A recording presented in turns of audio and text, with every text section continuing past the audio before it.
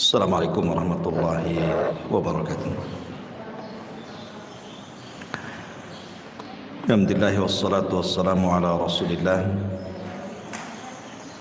wa ala alihi wa sahbihi wa mawalah wa la hawla wa la quwata illa billahi wa ba'du. Alhamdulillah, di pagi menjelang siang ini kita bisa duduk untuk bertalabul ilmi kembali di Ahad pagi ini, dan tak lupa salawat dan juga salam kita hadiahkan kepada Rasul kita Nabi besar Muhammad sallallahu alaihi wa ala alihi wasallam. Tema di pagi hari ini kita akan membahas soal as-sa'adatu al-hakikiyatu, kebahagiaan yang hakikat.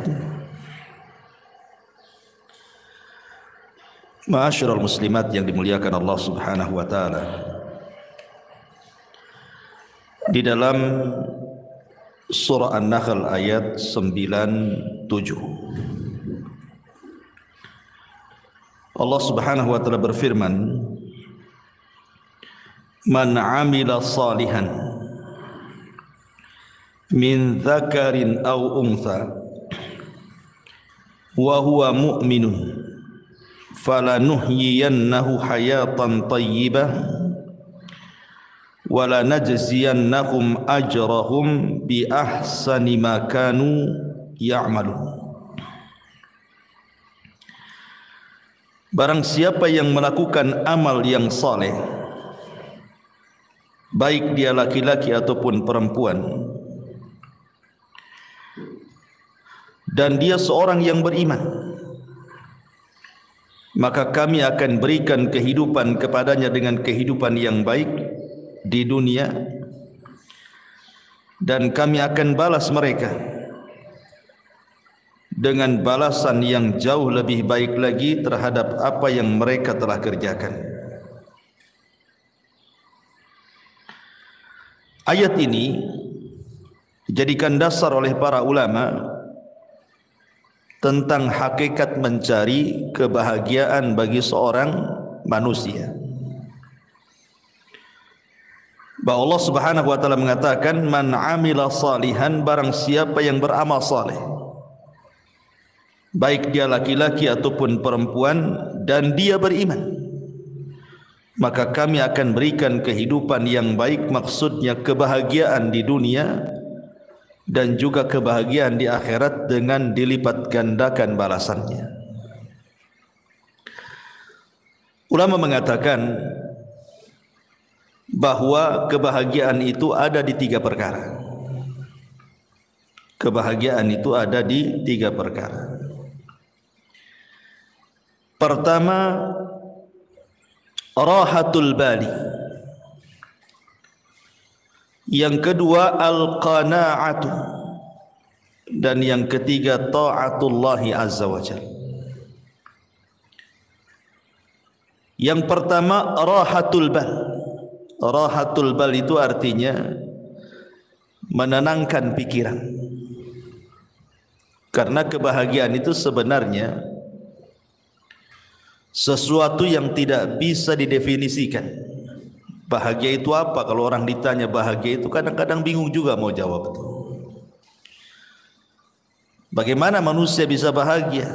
Lahir saja dia nangis, mati pula ditangisi. Mana bahagianya? Lahir nangis, ketika dia mati ditangisi orang. Sehingga kemudian para ulama ketika membahas masalah apa itu as-sa'adah, kebahagiaan itu, definisi mereka itu berbagai macam tuh. Sehingga kemudian banyak yang mendefinisikan itu dengan contoh akhirnya. Salah satunya adalah bahwa bahagia itu kalau rahatul bali, kalau pikiran kita itu senang. Kalau pikiran kita senang itu pasti bahagia. Dari sini kita tahu bahwa rahatul bal itu adalah kenikmatan penduduk sorga. Karena penduduk sorga itu apabila dimasukkan ke dalam sorga, Allah katakan wa naza'na ma fi sudurihim min ghillin ikhwana. Kami cabut pada dada-dada dan hati-hati penduduk sorga itu al-ghil, hasad, dengki, dendam, pokoknya penyakit hati. Baru kemudian dimasukkan ke dalam sorga. Jadi penduduk sorga itu pikirannya tidak aneh-aneh gitu. Dia tidak memikirkan orang, kenapa orang bicara soal dia, atau kenapa dia tidak melakukan seperti orang yang lakukan. Karena biasanya orang kepikiran itu karena dua perkara ini. Jadi kalau ada orang membicarakan keburukan kepada kita, kita katakan kenapa dia ngomong tentang aku seperti ini. Kepikiranlah kan gitu ya. Atau melihat seseorang melakukan sesuatu, kemudian kita berpikir kenapa saya tidak juga melakukan seperti dia. Kepikiran jadinya ya. Jadi penduduk sorga itu tidak ada kepikiran seperti itu, karena sudah dihilangkan hasad dalam hatinya, sudah dihilangkan dengki dendam, sehingga memang tenang hatinya. Makanya kebahagiaan itu caranya adalah rahatul bal, tenangkan hati, gitu maksudnya. Rahatul bal itu menenangkan hati. Kalau ada ucapan-ucapan yang gak enak itu tenangkan saja, jangan dipikirin gitu. Karena bukan hanya sekelas ibu ya, sekelas Aisyah Ummul Mukminin radhiyallahu anha. Aisyah Ummul Mukminin radhiyallahu anha, wanita yang paling cerdas, wanita yang paling dicintai Nabi sallallahu alaihi wasallam saja dibicarakan orang. Jadi suatu hari Aisyah Ummul Mukminin ini kebagian Qur'ah itu maksudnya undian dari sekian istri si Nabi yang boleh ikut perang bersama Nabi. Karena kan tidak semua istri Nabi itu ikut perang, sehingga demi keadilan di Qur'ah diundi siapa yang berhak ikut dan siapa yang tidak berhak ikut. Aisyah radhiyallahu anha kebetulan ketika itu yang ikut perang bersama Nabi, menemani Nabi sallallahu alaihi wasallam safar dalam kondisi atau dalam keadaan berjihad. Menang pulang. Lah ketika pulang itulah Aisyah radhiyallahu anha di malam hari ingin buang hajat. Karena Aisyah itu kan berada di rumah-rumahan unta. Zaman itu kan belum ada mobil ya. Wanita biasanya diletakkan di rumah-rumahan, yang rumah-rumahan itu diletakkan di punuk unta. Jadi Aisyah radhiyallahu anha ketika itu minta izin kepada pasukan untuk buang hajat tengah malam. Berangkatlah Aisyah radhiyallahu anha ke padang pasir menjauh dari pasukan. Entah karena lamanya dia buang hajat, sehingga dikiranya oleh pasukan itu Aisyah sudah pulang dan sudah kembali ke rumah-rumah di atas unta itu. Berangkatlah pasukan ini.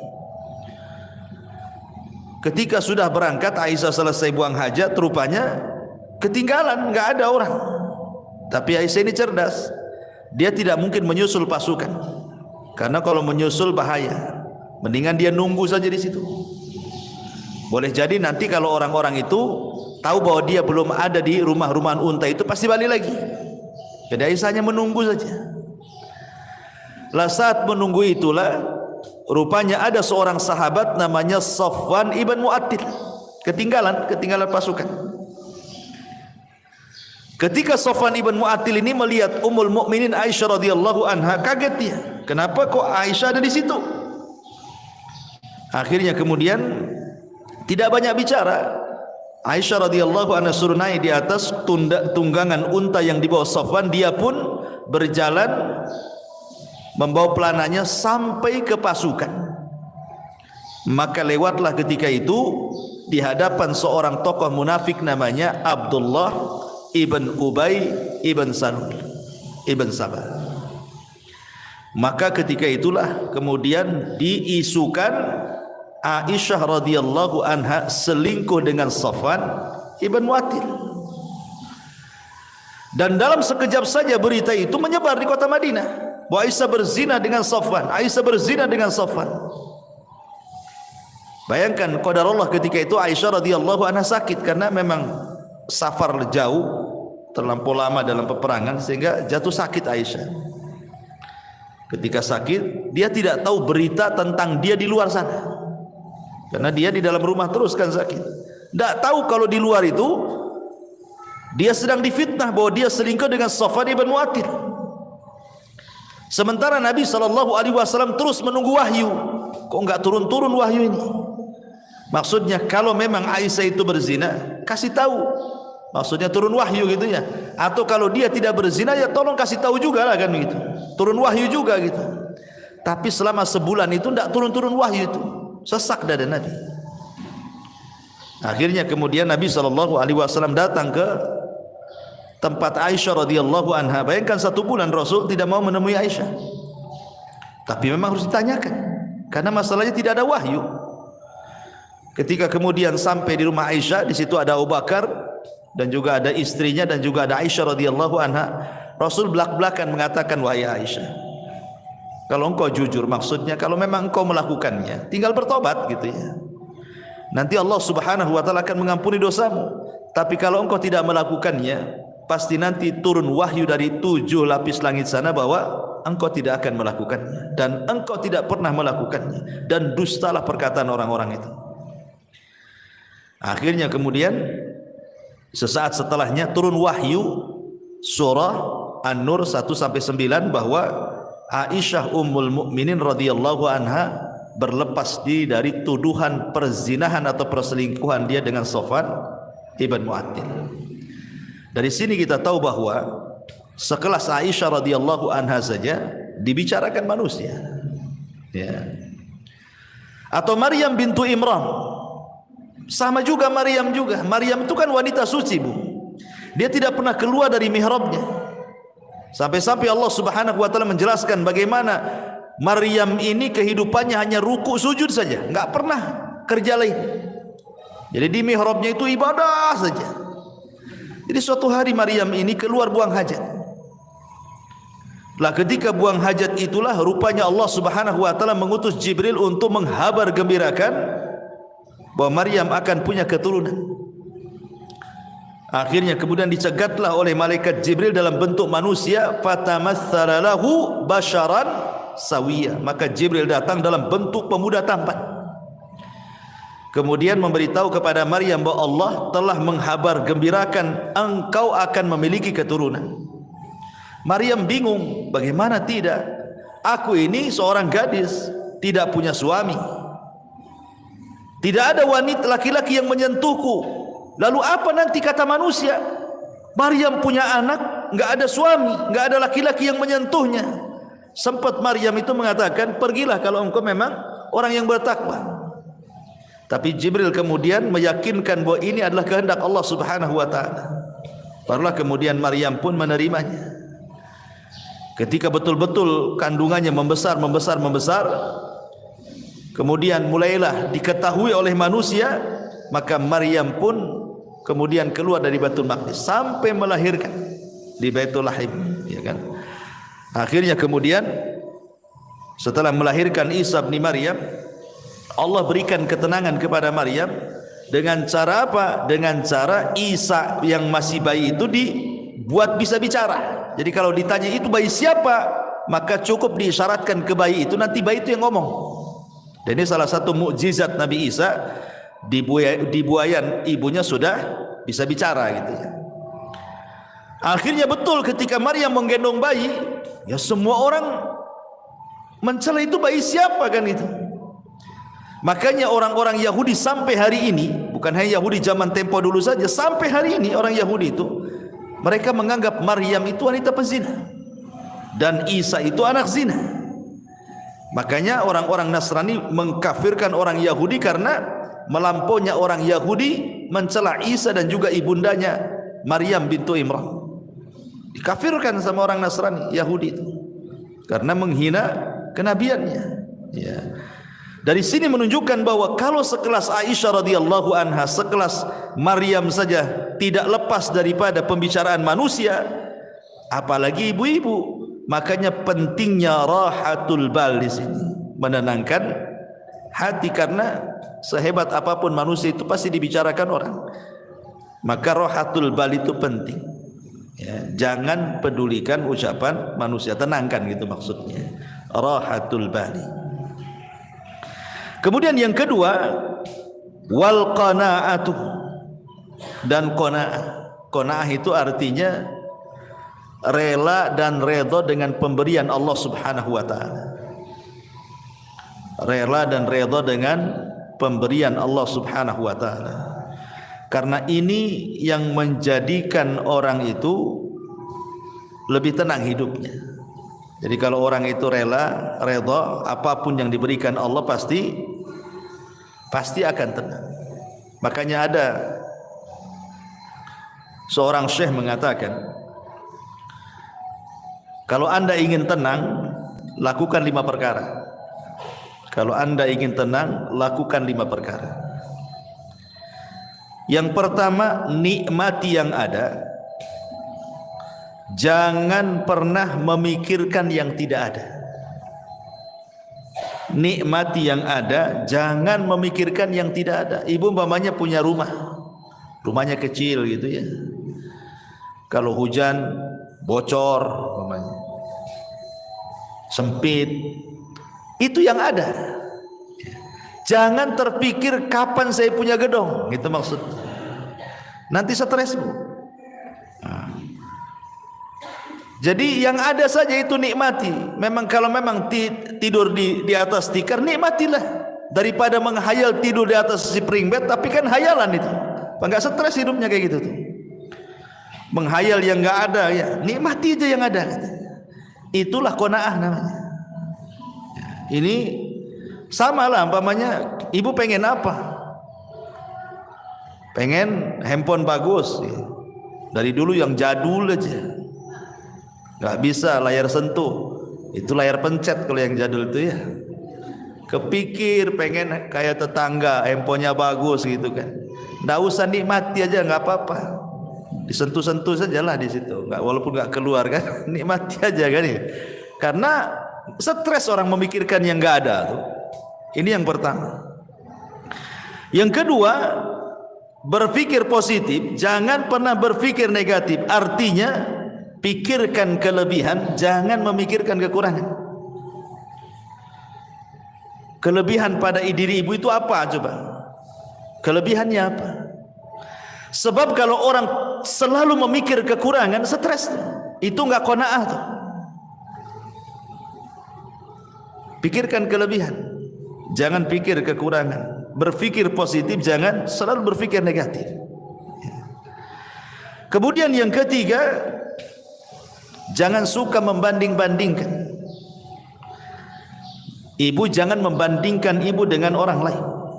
Itu tidak qanaah namanya. Ya. Artinya bahwa kalau seandainya Allah Subhanahu wa taala sudah takdirkan memang ibu seperti itu, anggaplah secara ekonomi. Memang suami kerjanya ya apalah, supir taksi, ojek online, GoFood atau apalah istilahnya kan. Sementara tetangga ini kok ngantor, enak, mobilnya bagus gitu ya. Jangan pernah dibanding-bandingkan.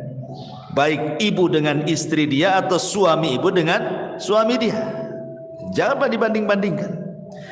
Karena membandingkan sesuatu itu menjadikan orang tidak qanaah. Kalau suka membanding-bandingkan itu hilang qanaahnya. Makanya kenapa Nabi SAW mengatakan ungzuru ila man huwa asfala minkum wala tangzuru ila man huwa fawqakum fahuwa ajdar alla tajrar nikmatallahi alaikum. Lihat ke bawah, jangan lihat ke atas, kata Rasul. Orang kalau lihat ke atas kan pegel, Bu. Coba aja ibu nenggak gini lama-lama kan apa enggak pegel, Bu, ya kan. Stres, Bu, kalau nengok kapan saya kayak dia, apa enggak stres dia? Pegel tuh otaknya. Tapi kalau lihat ke bawah pasti akan tenang. Kenapa? Karena Rasul mengatakan fahuwa ajdar alla tajdar nikmatallahi alaikum. Karena orang kalau suka lihat ke bawah itu akan lebih mudah bersyukur. Oh, aku ini masih lebih baik dibandingkan si anu gitu ya. Alhamdulillah gitu. Tapi sekali lagi catatannya ini kalau bicara soal urusan dunia. Ya, kaedah melihat ke bawah, jangan melihat ke atas ini dalam bab urusan dunia. Jangan masuk dalam urusan agama. Sebab kalau urusan agama kaedahnya terbalik. Lihat ke atas, jangan lihat ke bawah. Ya. Pamannya tetangga sholat 5 waktu. Jangan ibu melihat kepada sholat yang 1 waktu. Anda apa-apalah saya sholat 2 waktu, ini si anu 1 waktu aja kan itu. Bukan begitu kan. Tapi lihat ke yang 5 waktu, kapan seperti dia gitu maksudnya. Ada tetangga kawan hafal juz 30 gitu. Sebelahnya pula pamannya cuma 3 kul saja. Ibu masih mending dengan wadduha. Alhamdulillah saya masih hafal wadduha. Tambah 3 kul masih lebih baik daripada dia. Maksudnya jangan melihat ke bawah, tapi lihat kapan saya bisa kayak dia. Hafal juga juz 30 gitu maksudnya. Itu kalau soal urusan agama ya. Jangan melihat ke bawah, lihat ke atas. Tapi kalau urusan dunia jangan pernah menatap ke atas. Capek ya, stres nantinya. Hilang qanaahnya. Itu hilang qanaah itu karena suka melihat ke atas, tidak melihat ke bawah. Kemudian yang keempat, kata para ulama, sibukkan dengan perkara-perkara masa depan. Jangan memikirkan sesuatu yang sudah berlalu. Makanya sering saya katakan, banyak orang itu kadang-kadang belum move on ya istilahnya. Mungkin dulunya pernah kaya, kemudian miskin, terpikirlah dulu. Mungkin dulunya mantan manajer, sudah tidak manajer lagi, terpikir pula masih jadi manajer. Mungkin dulunya dia polisi, kemudian purnawirawan, masih terpikir dia seolah-olah dia polisi, padahal sudah pensiun. Orang kalau memikirkan terus masa lalu, tidak pernah menatap masa depan, Bu, nggak akan pernah orang ini bahagia. Karena dia belum bisa menerima keadaan, itu masalahnya kan. Makanya saya kadang-kadang heran. Mungkin dulunya mantan militer gitu ya, TNI, Polri atau apa, udah nggak pensiun lagi, sudah nggak berjabat lagi, dia pensiun. Kadang-kadang turun di masyarakat itu seolah-olah dia masih TNI itu, nunjuk-nunjuk orang, seolah dia polisi, padahal udah nggak polisi lagi. Kan berarti kan belum bisa menghilangkan kenyataan kalau dia itu sudah bukan polisi lagi, bukan manajer lagi, bukan menteri lagi, bukan itu yang kadang-kadang tidak bisa dilupakan. Makanya kenapa Nabi SAW sampai mengajarkan doa kepada Abu Umamah itu apa? Allahumma inni a'udzubika minal hammi wal hazan. Ya Allah, aku berlindung kepadamu dari alham, kebingungan dan kesedihan. Bingung masa depan, sedih masa lalu, gitu maksudnya. Sedih ini karena memikirkan masa lalu. Bingung itu karena memikirkan masa depan. Karena manusia itu kan tidak lepas daripada bingung, stres, sedih. Ya sedih memikirkan masa lalu, stres sekarang ini memikirkan masa sekarang, bingung apa yang harus dilakukan besok gitu kan. Itulah manusia di antara 3 perkara ini. Makanya supaya kita qanaah, jangan memikirkan sesuatu yang sudah berlalu. Tatap masa depan supaya lebih qanaah. Ya sudahlah, sudah takdirnya. Yang penting saya pernah kaya dulu, kan itu ya. Yang penting saya sudah pernah jadi pejabat, sudah merasakan, saya sudah tahu semua. Kan enak tuh kalau ngomong gitu ya. Kemudian yang terakhir, kata para ulama di sini, sibukkan memikirkan diri sendiri, jangan pernah sibuk memikirkan orang lain. Ini penting. Ya. Sibukkan saja. Nggak usah ibu mikir ini menteri keuangan nih, nggak usah. Apa yang ibu mikir menteri keuangan pula? Ya, ibu mikir keuangan sendiri saja lah. Kok mikir pula menteri keuangan, menteri ini, pusing ya. Makanya itu kalau banyak nonton YouTube berita ini kan, akhirnya pusing tuh. Sudahlah, mikir diri sendiri saja, nggak usah mikir-mikir menteri ini menteri itu, itu korupsi, stres Bu. Ya, mikir sendiri. diri sendiri itu bagaimana supaya lebih berkembang lagi, lebih manfaat lagi. Gak usah mikir-mikir orang. Karena ini kalau orang terus mikir terus orang, ganggu urusan orang sementara dia lupa bahwa dirinya juga banyak kekurangan itu ya. Itu tidak qanaah orang itu. Makanya ini penting ya. Ini yang kedua, kalau ingin bahagia terapkan yang kedua al-qanaah. Ya, pertama rohatul bal, tenangkan hati. Yang kedua qanaah, redha dengan pemberian Allah Subhanahu wa taala. Kemudian yang ketiga juga taatullahi azza wajalla. Berusaha untuk mentaati Allah Subhanahu wa taala. Orang yang paling bahagia itu, Bu, adalah orang yang paling dekat dengan Allah. Saya contohkan. Ketika Nabi sallallahu alaihi wasallam berada di puncak kesedihan, Rasul itu pernah mengalami puncak-puncaknya kesedihan yang disebut dengan Amul Hazni. Jadi tahunnya saja sampai disebut tahun kesedihan.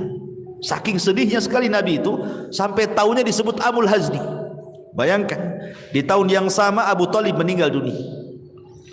Kemudian setelah Abu Thalib meninggal dunia, disusul istri tercintanya Khadijah bintu Khuwailid. Kemudian belum selesai Khadijah meninggal, datang pula 8 kabilah Quraisy mengancam Nabi. Kalau sampai melakukan dakwah, melanjutkan dakwanya akan dibunuh. Akhirnya Nabi SAW ke Taif. Sampai di Taif dilempari batu lagi. Itu memang momen-momen tersedih bagi Nabi SAW. Tapi Nabi SAW berusaha untuk berdoa kepada Allah dan mengatakan, illam takun alayya sakhatun fala ubali. Kalau ini bukan dalam bentuk azabmu kepadaku ya Rabb, aku tidak peduli. Maka Allah Subhanahu wa taala ingin membuat Nabi SAW melupakan segalanya. Bagaimana kesedihan kepada pamannya Abu Thalib, istri tercintanya Khadijah, ancaman orang-orang Quraisy, sempitnya dakwah, Allah ingin hilangkan dan jadikan kebahagiaan. Apa yang dilakukan Allah? Allah buat Nabi SAW naik ke langit. Kemana? Ke Sidratil Muntaha. Untuk apa? Untuk melupakan segalanya. Artinya Nabi ingin didekatkan kepada Allah. Ya kan, semakin tinggi kan semakin dekat, karena Allah kan berada di atas ketinggian. Ketika Nabi SAW dalam kondisi sulit sesulit apapun, Allah berikan secercah kebahagiaan dengan cara didekatkan dia kepadanya. Maka terjadilah peristiwa dalam sejarah yang disebut dengan Isra dan juga Mi'raj. Untuk apa? Membahagiakan Nabi supaya tidak sedih lagi. Didekatkan kepada Allah sampai di Sidratil Muntaha. Kemudian disyariatkan satu ibadah yang dengan ibadah itu membawa kebahagiaan. Salat. Salat itulah ibadah yang membawa kebahagiaan. Kenapa? Karena disyariatkan di langit salat itu. Di dekat Allah Subhanahu wa taala. Makanya dalam salat itu ada satu gerakan yang menunjukkan penghambaan diri seorang hamba kepada Allah. Apa itu? Sujud. Wajah ini, kalau ibu anggota badan ibu dari atas kepala sampai kaki, yang paling mulia itu wajah. Yang paling mulia. Makanya kalau ditampar wajah orang itu, maka akan berbekas sakit hatinya. Beda kalau dipukul paha, dipukul apa kan, nggak berbekas. Tapi kalau udah wajah diludahi, ditampar itu kan sakit hati luar biasa. Kenapa? Karena memang dari semua anggota badan yang paling mulia itu adalah wajah. Ya. Sementara tanah itu ada sesuatu yang sangat hina kan itu, karena diinjak manusia. Tanah yang bumi yang kita injak itu kan rendah karena diinjak kaki. Ketika ibu kemudian meletakkan sesuatu yang sangat mulia, diletakkan di sesuatu yang sangat rendah, itu menunjukkan apa? Penghambaan namanya. Ya kan? Wajah ini mulia, tanah ini hina karena diinjak kan. Jadi ibu meletakkan sesuatu yang mulia kepada sesuatu yang hina hanya untuk menghambakan diri kepada Allah. Makanya disitulah Allah Subhanahu wa taala akan hubungkan tali dia dengan hambanya saat sujud itulah. Makanya solat disebut solat karena silatun bainal abdi wa rabbih. Dia adalah penyambung tali antara hamba dengan Allah. Makanya kalau orang solat, maknanya dia sedang mendekatkan diri kepada dalam sujudnya. Ketika itulah kebahagiaan Allah turunkan. Dalam kondisi apapun Rasul itu kalau ada masalah yang tidak bisa keluar dari sebuah masalah, pasti Rasul akan solat. Rasul itu kalau ada masalah pasti sholat. Sebagaimana Aisyah radhiyallahu anha mengatakan, "Kana an-nabiy sallallahu alaihi wasallam idza hajabahu al-amr fazi'a ila shalah." Rasul itu kalau datang perkara yang sangat menyulitkan bagi kehidupannya, bersegera dia sholat. Karena dia tahu bahwa sholatlah yang akan mengurai permasalahan. Sebagaimana yang pernah saya ceritakan kepada ibu-ibu kan, ada seseorang ibu itu yang minta fatwa kepada seorang syekh. Ya syekh, saya punya anak ini hidupnya nggak pernah bahagia dari kecil sampai dia dewasa. Ya. Setelah dia dewasa masuk ke pekerjaan, asli masalah saja pekerjaannya, keluar masuk pekerjaan. Kemudian soal perjodohan pun sama, sampai sekarang pun dia tidak dapat jodohnya. Kemudian masalah kesehatan pun sama. Sekarang anak saya ini stroke. Ya. Sudah masalah ekonomi masalah, masalah jodoh masalah, masalah kesehatan pula masalah. Jadi kata ibunya itu seolah-olah anak saya itu dari kecil sampai sekarang nih tidak pernah tersentuh dengan kebahagiaan. Apakah anak saya tersihir wahai syekh? Itu pertanyaan ibu ini. Jangan-jangan anak saya tersihir wahai syekh. Bisa enggak kau meruqyah anak saya katanya. Tapi syekh ini mengatakan, pertanyaan satu saja, apakah anakmu sholat? Itu pertanyaan saya. Saya tidak mengatakan nanti saya ruqyah coba mungkin ada jinnya gitu. Tidak, yang ditanyakan pertama kali, apakah putramu sholat? Maka ibunya mengatakan, tidak ya syekh, putraku tidak pernah sholat. Apakah dia seorang muslim? Ya, dia seorang muslim. Artinya kenapa dia nanya seorang muslim? Kalau orang kafir kan tidak perlu ditanya sholat kan itu ya. Apakah dia seorang muslim? Ya, dia seorang muslim. Kenapa dia tidak sholat? Wallahu a'lam.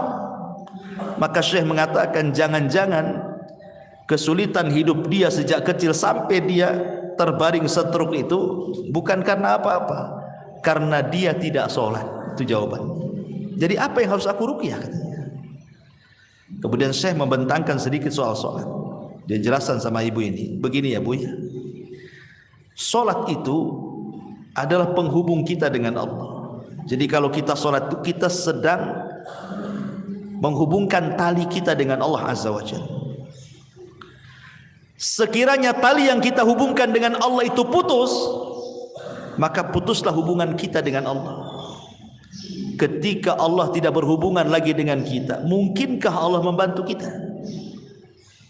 Tidak mungkin ya. Maka solatlah, kata syekh ini, solatlah. Sebab kalau seandainya anda solat, berarti anda sedang menghubungkan tali anda dengan Allah. Ketika terhubung tali itu dengan Allah, maka yakin Allah subhanahu wa ta'ala akan menolong anda. Kemudian syekh mengatakan, coba bayangkan kalau putramu ini bangun di pagi hari dan dia tidak solat subuh, berarti dia memulai dengan aktivitas hari itu dengan laknat Allah Azza wa Jalla karena melakukan dosa besar ya. Kemudian datang siang hari lagi, dia tidak sholat duhur, berarti dia sudah dilaknat di siang hari. Kemudian datang sore hari lagi, dia tidak sholat asar, berarti Allah sedang melaknat dia di sore hari. Kemudian datang di malam hari maghrib, dia meninggalkan maghrib, berarti dia sedang dilaknat di waktu maghrib. Kemudian sholat isya, dia tinggalkan pula sholat isya, berarti dia sedang dilaknat di waktu isya. Kata syekh, bagaimana orang akan bahagia sementara awal aktivitas hidupnya diawali laknat dan sebelum tidur pula dia dilaknat katanya. Mana bahagianya? Gimana coba? Awal dilaknat, akhir pula dilaknat. Maka wajar anakmu tidak akan bahagia.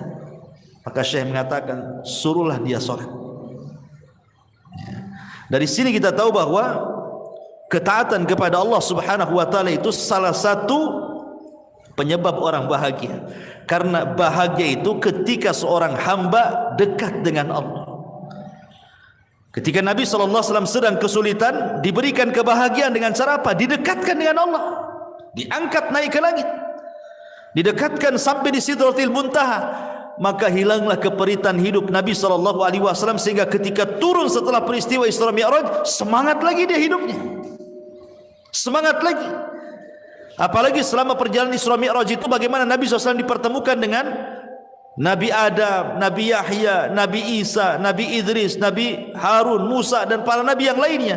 Menjadi sebuah pelajaran bahwa dakwah Rasul akan mengikuti marhalah para Nabi yang dijumpai selama perjalanan itu. Seperti dia berjumpa dengan Nabi Adam, sebagaimana Nabi Adam hijrah dari sorga ke bumi, maka engkau pun akan hijrah dari Mekah ke Madinah. Kemudian berjumpa dengan Yahya dan juga Isa bin Maryam, sebagaimana keduanya dirongrong dimusuhi orang-orang Yahudi, maka engkau pun sama ya Muhammad, sesampainya di kota Madinah maka musuhmu orang-orang Yahudi. Kan itu. Kemudian juga berjumpa dengan Nabi Yusuf, sebagaimana Yusuf dihasadi oleh saudara-saudaranya sehingga dimasukkan ke dalam sumur, maka dakwahmu pula yang menghalangi sebelum orang lain keluargamu. Maka yang menghalangi dakwah itu siapa dulu? Abu Lahab, keluarga. Belum ada Abu Jahal lagi. Ya, Abu Lahab sudah menghalang-halangi pamannya sendiri kan. Ketika Rasulullah SAW berjumpa dengan Nabi Musa alaihi salam, Nabi Harun alaihi salatu wassalam, Harun itu dikenal lembutnya. Maka berdakwahlah seperti Harun lembut kepada Bani Israel. Ketika berjumpa dengan Nabi Musa itu dikenal kesabarannya. Walaupun dia dimacam-macamin Bani Israel, sabar dia. Maka seolah-olah Allah ingin katakan, sabarlah engkau seperti Nabi Musa dalam rangka mengobati umat Islam. Ketika berjumpa dengan Ibrahim, dan itu orang yang paling mirip dengan Nabi SAW, dan dia yang membangun Ka'bah, maka seolah-olah Allah mengatakan, teruslah ikuti agama nenek moyangmu, maksudnya Ibrahim alaihi salatu wassalam, dengan memakmurkan Masjidil Haram. Ya, jadi ada hikmah-hikmah selama perjalanan Isra Mi'raj itu. Dari sini kita tahu bahwa yang ketiga, taatullah, ketaatan kepada Allah adalah salah satu jalan juga meraih kebahagiaan. Ini satu perkataan ulama. Kemudian yang lain juga dijelaskan oleh Imam Ibnul Qayyim rahimahullahu taala. Imam Ibnul Qayyim rahimahullahu taala mengatakan, anna lis-sa'adatil 'abdi thalathatu umurin. Sesungguhnya dalam kebahagiaan seorang hamba itu terdapat 3 perkara. Idza an'ama 'alaihi syakara, wa idza betuliya 'alaihi sabara, wa idza adnaba istaghfara. Yang pertama, apabila diberikan nikmat oleh Allah Azza wa Jal, lantas dia pun bersyukur. Apabila diuji oleh Allah Subhanahu wa taala, lantas dia bersabar. Dan apabila dia melakukan dosa, dia pun berusaha untuk melakukan istighfar. Melakukan istighfar, meminta ampun kepada Allah Subhanahu wa taala. Ma'asyiral muslimat yang dimuliakan Allah Subhanahu wa taala. Di sini Imam Ibnul Qayyim rahimahullahu taala memberikan konsep 3 kebahagiaan. Kalau tadi kan konsep 3 kebahagiaan, pertama berusaha menenangkan pikiran, jangan memikirkan banyak hal, hilangkan hasad, hilangkan dengki macam-macam ya. Kemudian qanaah, kemudian lebih taat lagi kepada Allah.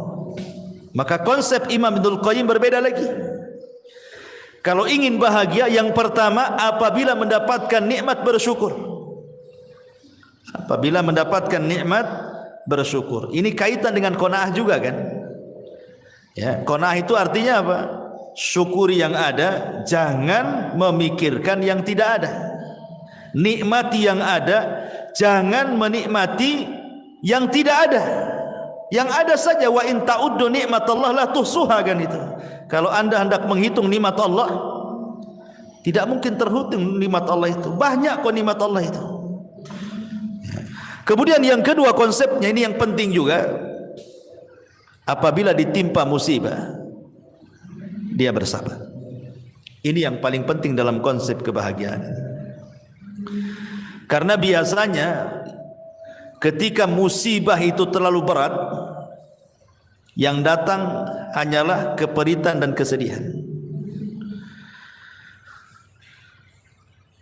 Sering saya katakan, Bu, dalam beberapa kajian di sini kan, bahwa pada setiap perkara yang ada kebahagiaan, pasti di situ ada kesedihan.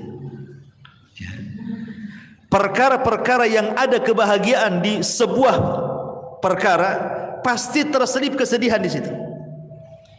Itu sudah matematika tuh, 1 tambah 1 2 tuh. Contoh, ibu bahagia dengan suami, yang punya suami. Tetapi di balik kebahagiaan ibu suka senang dengan suami itu, pasti suatu ketika ada kesedihan. Tatkala ibu bermasalah dengan suami, ya, atau uang bulanan kurang, sedih. Padahal ada duit dia, kok nggak dikasih saya, katanya. Artinya di sela-sela kebahagiaan itu pasti ada kesedihan tuh. Nengok anak-anak nih, nampak seneng lah anak-anak, apalagi yang masih lucu-lucu ya, usia 4-5 tahun gitu kan, masih lucu-lucunya tuh. Seneng kita nengok anak-anak tuh. Tapi ketika anak itu sakit parah gitu kan, sedihlah kita di situ. Jadi mana-mana tempat ada kebahagiaan, pasti terselip kesedihan di situ. Pasti, ya. Atau ketika ibu melihat harta, ibu punya mobil, punya rumah, punya uang gitu kan, kan senang itu, karena itu juga salah satu penyumbang kebahagiaan kan gitu. Siapa bilang mobil itu tidak menyumbang kebahagiaan? Masih enak naik mobil daripada jalan kaki kan, Bu? Capek jalan kaki, apalagi jauh, sedih kali itu. Tetapi kan bukan segala-galanya. Tapi di balik harta yang merupakan penyumbang kesenangan bagi kita itu juga ada kesedihan. Kesedihan, takut kalau seandainya harta itu hilang, takut kalau seandainya motornya hilang gitu ya. Ini cicilan udah hampir berapa bulan lagi mau lunas gitu kan. Stres dia. Senang tuh udah bisa beli motor ya dengan cicilan sekian. Biasanya orang-orang kan gitu, paling 3 bulan lagi lunas lah. Tapi masalahnya untuk melunasi itu tak ada duit, sedih dia. Satu sisi senang dia punya kendaraan, sisi lain sedih pula dia tidak bisa melunasi. Pokoknya apapun yang terselip kebahagiaan, pasti di situ ada kesedihan. Apapun itu sudah memang ketentuan, ada bahagia, ada sedih, ada musibah, ada nikmat. Tetapi kata para ulama mengatakan, walaupun demikian, ya, seseorang itu harus memahami bahwa setiap kebahagiaan ada kesedihan, nanti Allah akan balik lagi. Setiap kesedihan itu pasti ada kebahagiaan. Kenapa demikian? Karena Allah Subhanahu wa taala mengatakan di 2 ayat pertama, wa tilkal ayyam nudawiluha bainan nas. Yang namanya hari itu diputar, Bu. Tidak mungkin Allah menciptakan dalam satu kondisi, tidak mungkin juga Allah menciptakan dalam kondisi yang lain. Begitu terus, tidak mungkin, mustahil. Nggak mungkin orang itu dibuat tertawa terus, apa nggak dianggap gila tuh kalau ketawa terus kan? Nggak mungkin juga orang dibuat menangis terus. Kadang orang itu dibuat Allah ketawa, kadang Allah buat dia menangis. Kadang Allah buat dia bahagia, kadang buat Allah susah. Begitulah kehidupan manusia. Tetapi walaupun demikian, karena Allah itu rahim, Allah mengatakan inna ma'al usri yusran, inna ma'al usri yusra. Terkadang satu kesulitan itu Allah bukakan banyak kemudahan, ya. Karena Allah mengatakan al usri dengan alif lam, sementara yusran itu dengan nakirah. Maknanya bahwa al usri yang pertama adalah usri yang kedua, tapi yusran yang pertama bukan yusran yang kedua. Kan 2 kali diulang dalam Quran itu kan, inna ma'al usri yusran, inna ma'al usri yusran. Dan ayatnya 2 kali diulang tuh. Artinya al usri yang pertama, usri yang kedua, tapi yusran yang pertama bukan yusran yang kedua. Gitu maknanya. ketika al-usri yang pertama adalah usri yang kedua, yusron yang pertama bukan yusron yang kedua, maknanya satu kesulitan bisa mendatangkan banyak-banyak kemudahan gitu maksudnya. Bukan satu kesulitan datang satu kemudahan, tidak. Satu kesulitan bisa saja 2, 3, 4, 5, 10 kemudahan. Karena rahimnya Allah Azza wa Jalla. Dari sini ada kaedah, Bu. Belum tentu ketika Allah menutup satu pintu, kemudian pintu-pintu yang lain Allah tutup. Bahkan terbalik. Terkadang satu pintu Allah tutup, pintu banyak Allah buka. Makanya ada sebuah kaedah yang disebutkan para ulama, man taraka syai'an lillahi awwadallahu khairan minhu. Barang siapa yang meninggalkan sesuatu karena Allah, boleh jadi Allah akan berikan sesuatu yang jauh lebih baik dibandingkan yang ia tinggalkan. Contoh umpamanya orang dipecat dari perusahaan. Sedih dipecat dari perusahaan kan. Kalau dia kurang qanaah, kalau dia kurang tawakal, boleh jadi dia suudzon. Ya. Mungkin Tuhan PT dengan Tuhan di luar PT mungkin berbeda gitu. Ya. Dia pikir Tuhan ada di PT saja, di luar PT tak ada Tuhan. Sehingga akhirnya kayak kiamat tuh. Dikeluarkan di PHK itu kayak kiamat. Nanti makan apa, nanti ini itu kan gitu ya. Itu kalau kurang tawakal tuh. Tapi kalau dia kemudian berpikir lagi bahwa boleh jadi ini adalah keputusan Allah terbaik. Mungkin Allah sengaja buat aku keluar dari PT untuk ada pekerjaan yang jauh lebih baik lagi dibandingkan pekerjaan ini. Gitu maksudnya. Sengaja kita dibuat dikeluarkan supaya mengambil sesuatu yang lebih baik lagi. Sebab kalau kita tidak keluar dari sini, belum tentu kita dapat jalan lagi. Kalau kita berpikirnya positif seperti ini, bahagia orang hidup tuh. Tapi kalau nggak berpikir ke sini, pikirnya aduh nanti kalau keluar dari PT macam mana saya? Macam mana terus? Ya tidak mungkin dia akan bahagia. Yang ada stres makin gila dia. Nah, makanya di sini juga penting bahwa dua ayat itu juga sebagai pelipur lara bahwa Allah tidak mungkin menciptakan kita dalam satu kondisi, dan ingat setiap kesulitan itu akan banyak kemudahan. Ma'asyiral muslimat yang dimuliakan Allah Subhanahu wa taala. Ya. Dan itu kita bisa lihat di kisah-kisah orang-orang soleh gitu ya. Seperti tadi kisahnya atau kisah Nabi Ayub alaihi salatu wasalam yang mudah lah yang sering saya ceritakan kan. Bagaimana Nabi Ayub itu diberikan oleh Allah Azza wa Jalla ujian yang tidak pernah orang diuji sehebat Ayub. Tidak ada ceritanya. Baik sebelum atau sesudahnya. Manusia yang diuji seberat Nabi Ayub. Makanya orang-orang Arab itu kalau ada orang sakit, mereka mengatakan apa? Sabar, seperti sabarnya Ayub katanya. Itu orang Arab ngomong gitu tuh. Padahal tidak mungkin kan orang sesabar Ayub kan? Hanya untuk supaya membesarkan hatinya saja. Mustahil. Nggak ada orang sesabar Ayub apalagi di zaman sekarang. Ya. Sementara musibah Nabi Ayub alaihi salatu wassalam itu luar biasa bertubi-tubi itu. Mulai daripada kehilangan harta, kemudian disusul kehilangan anak, kemudian disusul dengan banyaknya penyakit, kemudian disusul tidak ada orang yang mendekati, dibicarakan manusia. Sumpah, coba bayangkan. Ibu ini nggak kehilangan harta, ya, harta masih ada, rumah masih ada, ibu sehat, nggak ada penyakit, ya, apalagi anak-anak ada, cuman ibu ini dibicarakan orang saja. Itu sudah sedihnya itu bukan kepalang tuh. Pikirannya, padahal hanya dibicarakan orang saja. Ini Ayub ini sudah dibicarakan orang, ditinggalkan orang, hartanya diludeskan, anaknya dimatikan, penyakitnya diparahkan. Makanya tidak ada ujian seberat Ayub. Tetapi walaupun demikian Ayub itu sabar. Sabar, tidak pernah mengeluh sedikit pun. Yang tidak sabar justru istrinya. Ya, istrinya yang tidak sabar. Dia ngomong sama Nabi Ayub alaihi salatu wassalam, mungkin bahasa saya ini, bang, berdoalah kepada Allah gitu. Kok ini sudah lama sakit, ya, sudah lama sakit, kok seorang Nabi, saya yakin kalau engkau berdoa kepada Allah pasti Allah akan kabulkan doamu. Jadi istri mendorong supaya Ayub berdoa kepada Allah untuk dibalikan nikmatnya. Tapi subhanallah, lihat bagaimana Ayub ini mengajarkan kepada kita syukur ya. Dia mengatakan kepada istrinya, coba pikirkan berapa lama Allah berikan nikmat kepada kita. Berapa lama? Kata istrinya 70 tahun. Kata Ayub, 70 tahun kita di atas kenikmatan. Sekarang Allah baru uji saya 18 tahun. Kalau saya harus meminta kepada Allah, ini belum seimbang. Ya. Harusnya kalau seimbang, ya nunggulah nanti setelah penyakitku 70 tahun lagi, baru aku meminta kesembuhan, gitu maksudnya Ayub itu.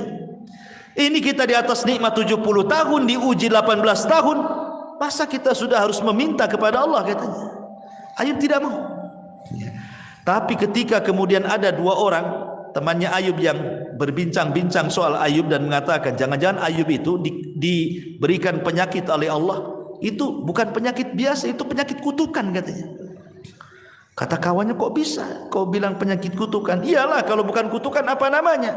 Masa satu cuil penyakit pun tidak ada tanda-tanda kesembuhan, katanya. Kalau bukan kutukan apa namanya? Kedengaranlah kalimat ini ke telinga Ayub. Makanya Ayub mengatakan, Rabbi inni massaniya dhur wa anta arhamur rahimin. Ya Rabb, aku tahu engkau yang memberikan madarat ini kepadaku, tapi aku tahu juga bahwa engkau adalah zat yang maha pemberi kasih sayang dari hamba-hambamu penyayang. Maknanya seolah-olah Ayub mengatakan, ya Rabb, aku tahu bahwa engkau yang memberikan madarat ini kepadaku, tapi aku yakin tidaklah engkau memberikan madarat kepadaku kecuali karena sayangmu kepadaku. Itu maksudnya. Lihat bagaimana ada berdoa Ayub saja tidak dirinci penyakitnya. Menunjukkan apa? Menunjukkan Ayub itu tidak tasahud. Tasahud itu artinya menolak takdir, kayak kita kan ngomel-ngomel sama Allah. Enggak. Ayub kan tidak merinci kan musibahnya, dia hanya mengatakan, aku tahu ya Rabb, engkau yang menimpakan penderitaan ini. Lain kalau kita ngomong, ya Allah, anak saya sudah mati, ya, dirinci kalau kita doa itu kan. Ini rumah juga bocor-bocor kan itu, ya, ini usaha juga lagi sulit. Itu kalau doa kita itu dirinci, itu susahnya kita ini dirinci, ya kan. Ya, kalau bisa itu 10 rincian disebut semua tuh, ya. Nabi Ayub tidak dirinci.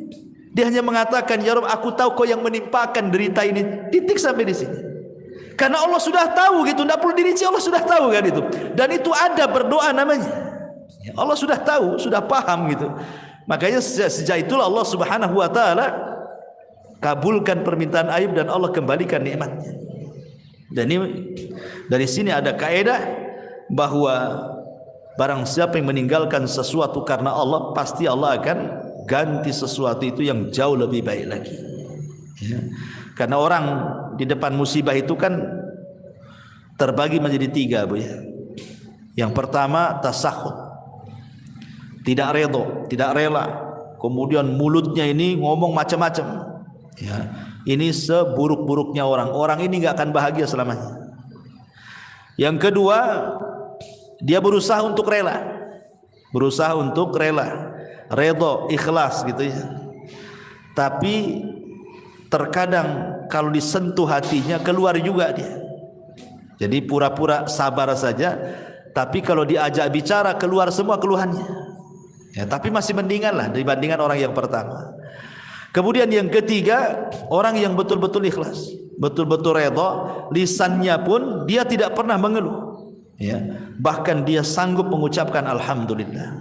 Itulah sebahagia-bahagia manusia ketika dia bisa sabar, bisa rela, bahkan bisa mengucapkan alhamdulillah di depan musibah yang dialaminya. Kemudian ini diantara perkataan Ibnul Qayyim. Kemudian yang ketiga, wa idza adnaba istaghfara, dan apabila berdosa dia segera melakukan istighfar. Ma'asyiral muslimat yang dimuliakan Allah Subhanahu wa taala, inilah diantara konsep Imam Ibnul Qayyim ketika bicara soal kebahagiaan. Kemudian yang ketiga, konsepnya Sufyan Ats-Tsauri. Sufyan Ats-Tsauri rahimahullahu taala. Dia mengatakan bahwa ma baqili min na'imid dunya illa thalathin. Kata Sufyan Ats-Tsauri, aku tidak pernah merasakan nikmatnya dunia, maksudnya kebahagiaan dunia ini, kecuali karena 3 perkara. Kecuali karena 3 perkara. akhun thiqatun fillahi aqtasibu min suhbatihi khairan in ra'ani za'ighan qawwamani aw mustaqiman ragabani wa rizqun wasi'un halalun laysat lillahi alayya fihi tabi'atun wala li makhluqin alayya fihi minnatun wa salatun fi jama'atin akfi sahwaha wa arzaq ajruha. Kata Sufyan Ats-Tsauri rahimahullah, yang pertama akhun thiqah. Kebahagiaan itu kalau memiliki kawan yang bisa dipercaya, di mana aku mengambil manfaat dari perkawanan itu. Kalau kawanku melihat aku menyimpang, dia berusaha meluruskanku. Kalau kawanku melihat aku istiqomah, berusaha memberikan dorongan, ya, kabar gembira sehingga makin istiqomah. Kemudian yang kedua, warizkun wasiun, rizki yang luas, yang halal. Rizki yang luas, yang halal, di mana dengan itulah aku tidak menjadikan aku menjadi peminta-minta kepada manusia. Aku kaya gitu, enggak harus meminta-minta kepada manusia. Dan yang ketiga, salat jamaah. Yang ketiga, salat berjamaah. Dengan itulah aku bisa merasakan kebahagiaan. Jadi Sufyan Ats-Tsauri mengatakan bahagia itu ada di 3 perkara. Teman yang baik, yang kedua rizki yang luas dan halal sehingga dia tidak meminta-minta, dan yang ketiga pada sholat, ya, sebagaimana Rasul mengatakan kepada Bilal, ya Bilal hayya nastari bis sholat, wahai Bilal, mari beristirahat, bersenang-senang dengan sholat. Jadi beliau mengatakan seperti itu karena Sufyan Ats-Tsauri ini orang yang paling zuhud, orangnya kaya tapi zuhud. Jadi suatu ketika Sufyan Ats-Tsauri ini ditanya oleh muridnya, ya Imam, engkau ini selalu memberikan fatwa zuhud, tapi kok kaya, katanya. Jadi pikiran orang yang bertanya itu, kalau bisa orang zuhud itu ya miskin gitu maksudnya ya. Jadi orang zuhud itu menurut dia harus miskin, compang-camping, makannya nasi kerak gitu ya. Ya pokoknya susah lah orang zuhud. Dikiranya seperti itu makna zuhud. Jadi orang ini mengatakan, ya Sufyan, engkau ini selalu menasihati zuhud, tapi kau juga kaya gitu ya. Lihat jawaban Sufyan Ats-Tsauri. Dia mengatakan zuhud itu bukan itu. Zuhud itu kau letakkan hartamu di tanganmu. Maksudnya jangan kau letakkan hartamu di hatimu. Sebagaimana diriku, aku meletakkan hartaku di tanganku dan aku tidak meletakkan hartaku di hatiku. Dan kenapa aku harus kaya? Likaila atamandalu alal muluk, supaya aku tidak menjilat penguasa, supaya aku bisa mengatakan yang hak-hak, yang batil-batil katanya. Karena aku tidak ada, pemerintah tidak ada budi baik dengan aku. Aku sudah kaya, ya kan? Sehingga aku tidak menjilat mereka, sehingga aku bisa menegur mereka, kata Sufyan Ats-Tsauri. Dari sini menunjukkan bahwa itulah bentuk kebahagiaan, salah satunya adalah rizki yang luas dan halal. Sebab kalau rizkinya sempit gitu kan, akhirnya apa? Terpaksalah pinjam-pinjam uang, kan gak bahagia jadinya kan. Meminjam-minjam uang, akhirnya tidak bayar utang, malam pula stres, siang pula menghilang, kan gitu. Orang yang punya utang itu cari-cari orang nggak kemana, nggak jelas gitu ya. Jadi salah satu kebahagiaan adalah rizki yang luas tapi juga halal. Karena rizki haram itu tidak akan bahagia, pasti ada masalah. Ya. Termasuk juga di sini kata beliau, punya kawan yang baik. Kalau salah ya diluruskan, kalau memang benar ya didorong supaya makin benar, kan bahagia punya kawan seperti itu. Ibu punya suami umpamanya kan, suaminya mendorong ibu, kalau salah diluruskan, kalau benar ya terus didorong-dorong, kan senang gitu ya. Nah, kata Sufyan Ats-Tsauri, carilah kesenangan di 3 tempat ini. Akhun thiqah, saudara yang bisa kita percaya, kemudian rizki yang luas, kemudian dalam sholat jamaah, dan yang terakhir tentu saya ingin bacakan satu hadis. Hadis ini disahihkan oleh Syekh Nasiruddin Al-Albani rahimahullahu taala dari Zaid ibn Thabit radhiyallahu anhu.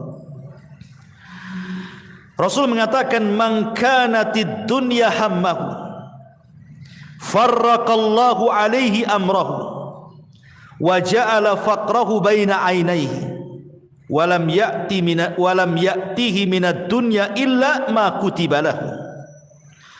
Wa man kanat al-akhiratu niyyatahu, jama'allahu lahu amrahu, wa ja'ala ghinahu fi qalbihi, wa atathu ad-dunya wa hiya raghibah." Barang siapa yang dunia menjadi tujuan hidupnya, maka Allah Subhanahu wa taala akan cerai beraikan perkaranya, dan Allah akan jadikan kefakiran di kedua matanya, dan tidaklah dunia yang datang kepadanya kecuali apa yang sudah dicatat takdir saja. Tetapi barang siapa yang akhirat adalah niat hidupnya, maka Allah Subhanahu wa taala akan kumpulkan perkaranya, dan Allah akan jadikan kekayaan dalam hatinya, dan Allah akan datangkan dunia kepadanya sementara dia menolaknya. Ma'asyiral muslimat yang dimuliakan Allah Azza wa Jalla, hadis ini adalah hadis yang sangat mulia sekali, satu dasar mencapai kebahagiaan dunia dan akhirat. Pertama, penggalan yang pertama, Rasul mengatakan barang siapa yang dunia itu menjadi tujuan hidupnya, maka Allah pasti akan mencerai beraikan urusannya, dan Allah akan jadikan kefakiran di kedua matanya. Kemarin kita sudah jelaskan, Bu, ada orang kaya diazab dengan kekayaannya,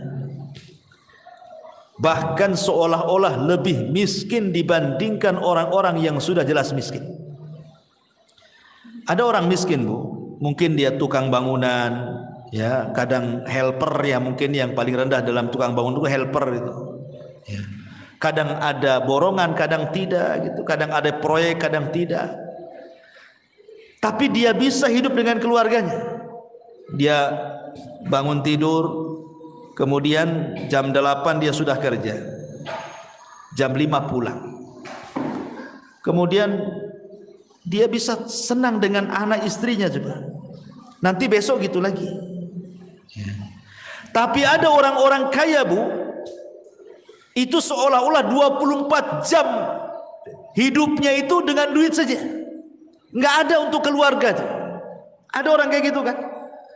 Karena orang kaya itu umpamanya, oh ini ada meeting ke Medan nih, seminggu di Medan. Sementara tukang bangunan ini di rumah terus dia sama keluarganya. Dari pagi bisa dia tengok istrinya. Ini nanti sebulan kemana? Sebulan kemana? Kapan tuh sama keluarganya dia? Itu kan orang ini diazab dengan kekayaan namanya tuh. Kok kekayaannya yang mengadab? Harusnya orang yang kaya itu lebih banyak hidup dengan keluarga dibandingkan orang miskin. Ini tidak gitu. Kenapa orang yang miskin itu lebih senang hidup dengan anak istrinya, lebih banyak waktunya? Orang kaya ini pula sedikit waktunya. Berarti dia diazab dengan kekayaannya. Orang miskin aja nggak kayak gitu cari uangnya kok. Kalau sudah cukup untuk makan selesai. Ini tidak cukup-cukup. Maknanya dia itu miskin, tidak kaya sebenarnya, karena tidak cukup. Ya. Makanya di sini Rasulullah mengatakan, "Man kanatid dunya hamma," siapa yang dunia tujuannya itu, farraqallahu alaihi amrah, pasti Allah cerai beraikan urusannya. Kalau dia tidur, Bu, apa maksudnya Allah cerai beraikan itu? Hatinya dicabang-cabangkan. Ya, maksudnya farraqallahu alaihi amra itu hatinya dicabang-cabangkan, tidak bisa tidur, Bu. Nanti satu sisi otaknya mikir ini, sisi lain mikir ini, sisi lain, pokoknya tidur itu menghayal aja dia. Gimana mau tenang coba? Tidur aja tidak bisa, karena mikir ini, mikir ini, mikir itu, banyak mikir. Akhirnya ketika dia banyak mikir itulah wa ja'ala faqrahu baina ainaihi, maka hidupnya tidak akan tenang sehingga Allah jadikan kefakiran di kedua matanya. Mana dapat kesenangan orang kayak gini kan? Hidupnya nih mikir banyak gitu ya. Tetapi sebaliknya, walam ya'tihi minad dunya illa ma kutiba lahu, padahal dunia sendiri kalau dicari tidak lebih daripada yang ditakdirkan saja. Maka berjalanlah bersama takdir, itu selesai. Jalan bersama takdir. Ya. Karena sehebat apapun Anda mencari dunia, kalau ditakdirkan dapat segitu ya segitu, tidak mungkin nambah. Ngapain kemudian ngoyo dari pagi ke pagi lagi kan? Padahal dunia itu sebatas ditakdirkan saja. Wa man kanatil akhiratu niyatahu, barang siapa yang akhirat niatnya, jama'allahu amrahu wa ja'ala ghinahu fi qalbihi wa atathu dunya wa hiya raghimah. Tapi kalau niat hidupnya hanya untuk akhirat, maka Allah akan kumpulkan urusannya. Maksudnya hatinya tidak akan bercerai-berai, itu tidak banyak dipikirkan, ya. Dan Allah jadikan hatinya, kekayaan dalam hatinya, dan dunia akan didatangkan sementara dia menolaknya. Ini di antara kebahagiaan yang dimaksud adalah kebahagiaan hati, ya. Karena di sini Allah Rasul mengatakan wa ja'ala ghinahu fi qalbihi. Jadi kalau ditanya bahagia itu ada di mana? Ya bahagia itu ya ada di hati. Ya. Kalau hatinya lapang, rumah yang sempit jadi lapang. Gitu maksudnya. Kalau hatinya sempit, rumah yang lapang jadi sempit. Coba lihat Bu, ibu kan punya suami, yang punya suami kan, kalau ada masalah dengan ibu kan dia nggak kerasan di rumah Bu. Pasti lari sana lari sini. Nanti datang muring-muring pergi lagi kan gitu. Padahal rumahnya luas Bu. Dia masih mendingan ngekos daripada di rumah sama ibu kan, karena lagi sempit hatinya tuh, ya. Coba kalau lagi senang Bu, nggak mau keluar rumah dia, ya. Tapi kalau lagi sumpek, nggak mau balik dia, ya. Itulah menunjukkan bahwa kebahagiaan itu ada di hati. Hati makin lapang berarti semua lapang. Ibu yang kurang cantik saja kalau suami lapang itu dianggap cantik tuh. Ibu yang cantik jelita kalau suami lagi stres kayak setan Bu, nengok ibu tuh. Karena gimana orang nggak senang? Nggak senang, buah apa cantik pun kayak setan katanya kan. Pokoknya orang nggak senang itu semua jadi jelek kan. Tapi orang senang semua jadi indah. Karena memang itulah yang dimaksud di sini. Wa ja'ala ghinahu fi qalbi. Allah jadikan kekayaan dalam hatinya. Wallahu a'lam bishawab. Ini yang bisa sampaikan. Tapi sebelum saya tutup,